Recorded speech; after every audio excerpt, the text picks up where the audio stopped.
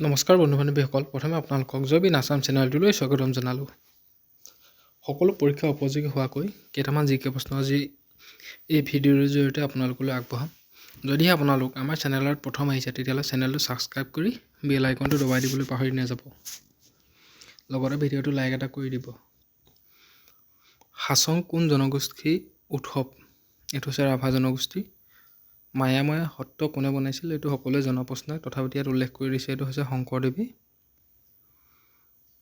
পৰিৱেশ সংৰক্ষণ আইন কেতিয়া কৰা হয়? কেতিয়াৰ পৰা এখন পৰিৱেশ সংৰক্ষণ আইন ঠিক কৰা হৈছিল? সেইটো হৈছিল 1986 চনৰ পৰা। যোৰহাট সাৰ্বজনিক সভাৰ সভাপতি কোন আছিল? এইটো সকলোৱে জানেই চাগে, জগন্নাথ বৰুৱা। ভূপেন হাজৰিকা সেতু কোন নদীৰ ওপৰত আছে? সেইটো হৈছে লুইত নদী। পুংগাল কোন ৰাজ্যত অৱস্থিত? এইটো হৈছে তামিলনাডু। কনকলতা বৰুৱা কোনখন আন্দোলনৰ মৃত্যুবৰণ কৰিছিল? সেইটো হৈছে ভাৰত ত্যাগ আন্দোলন। পানীদিহিং অভয়াৰণ্য কোন জিলাত আছে? সেইটো হৈছে শিৱসাগৰ জিলাত আছে। সেইটো সকলোৱে জনা প্ৰশ্নই। অসমৰ আটাইতকৈ সৰু ৰাষ্ট্ৰীয় উদ্যান কোনখন? এইটো আগতে পৰীক্ষাত আহিছে আৰু আগলৈ অহাৰ সম্ভাৱনা আছে। এইটো হৈছে ওৰাং ৰাষ্ট্ৰীয় উদ্যান। দ্বিতীয় ঘূৰণীয়া মেচমেলত অসমৰ পৰা কোনে অংশগ্ৰহণ কৰিছিল? এইটো হৈছে চন্দ্ৰধৰ বৰুৱা। 1956 চনত ৰাজ্যসমূহ পুনৰ গঠনত কিহৰ ভিত্তিত হৈছিল? এইটো হৈছে ভাষা ভিত্তিত। এইটো সকলোৱে মনত ৰাখিবলগীয়া প্ৰশ্ন।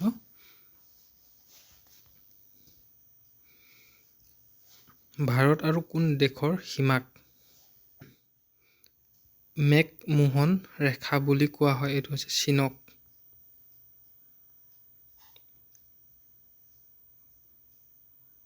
খালছা পন্থা কোনে আনিছিল? এইটো হৈছে গুৰু গোবিন্দ সিং। অসমৰ সংৰক্ষণিক সভা কোনে প্ৰতিষ্ঠা কৰিছিল? অম্বিকাগিৰি ৰায়চৌধুৰী। শৰাইঘাটৰ যুদ্ধৰ সময়ত আহোম ৰজা কোন আছিল? উদয়াদিত্য সিংহ। অসমৰ মহিলা বিশ্ববিদ্যালয় ক'ত আছে? এইটো আছে যোৰহাটত। এইটো সকলোৱে জানেই, তথাপিও ইয়াত উল্লেখ কৰি দিছোঁ এবাৰ মনত থাকিবৰ বাবে।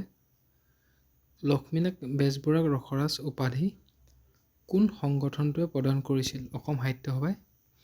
ইয়াত এইটো উল্লেখ কৰি দিছোঁ যে 1931 চনৰ 29 ডিচেম্বৰ তাৰিখে সাহিত্য সভাৰ সভাপতি নগেন চন্দ্ৰ চৌধুৰীৰ দ্বাৰা ৰসৰাজ উপাধি প্ৰদান কৰা হৈছিল। লতাকটা ৰণ কাৰ দিনত হৈছিল? ৰাজেশ্বৰ সিংহৰ দিনত হৈছিল।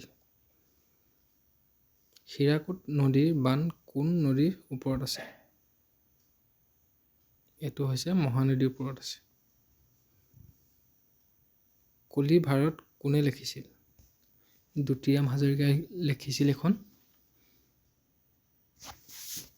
চুমক কি? ধোঁৱা আৰু কুঁৱলীৰ মিশ্ৰণ। সোণালী বান্দৰৰ বাবে বিখ্যাত অভয়াৰণ্যখন কি?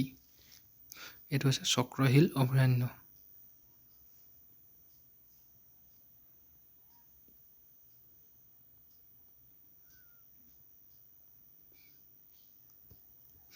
ইংৰাজী অসমীয়া খণ্ডবাক্য কোষ ৰচক কোন?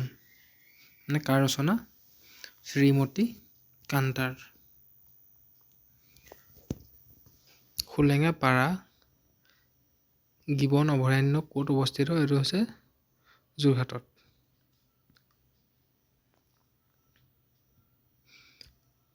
খেৰাই পূজা কোন জনগোষ্ঠীয়ে পালন কৰে? এইটো হৈছে বড়ো জনগোষ্ঠীয়ে। ভাৰতৰ শিক্ষা অধিকাৰ আইন কেতিয়া গৃহীত হৈছিল? 1 এপ্ৰিল 2009 চনত।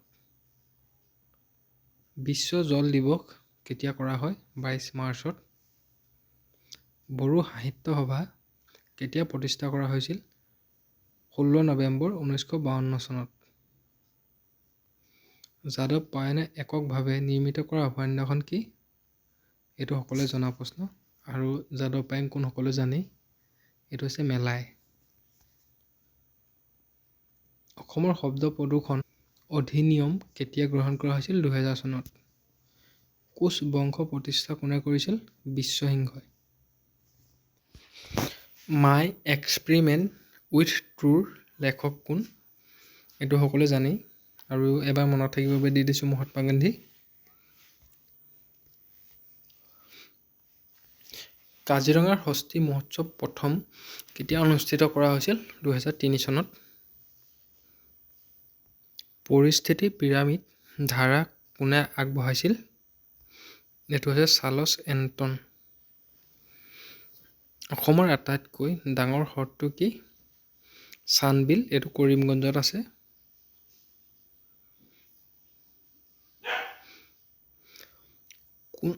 কোনটো বংশৰ ৰাজত্বৰ কালত ভাৰতত পোনপ্ৰথমবাৰৰ বাবে সোণালী মুদ্ৰা প্ৰচলন কৰা হয়? এইটো হৈছে গুপ্ত বংশ। ভাৰতৰ ইতিহাসত কোনজন শাসকৰ অমিত্ৰ ঘাট অৰ্থাৎ শত্ৰু নিধক হিচাপে জনা যায়? এইটো হৈছে বিন্দুসাৰ। হয়গ্ৰীৱ মাধৱ মন্দিৰ কোনে পুনৰ নিৰ্মাণ কৰিছিল? এইটো হৈছে ৰঘুদেৱ নাৰায়ণ। গুপ্ত বংশৰ শাসনকালত কোন ধৰ্মই অধিক প্ৰভাৱ বিস্তাৰ কৰিছিল? এইটো হৈছে হিন্দু ধৰ্ম। আজিলৈ ভিডিঅ'টো ইমানেই। যদিহে ভিডিঅ'টো ভাল পালে ভিডিঅ'টো লাইক কমেণ্ট শ্বেয়াৰ কৰি দিবলৈ পাহৰি নাযাব। ধন্যবাদ।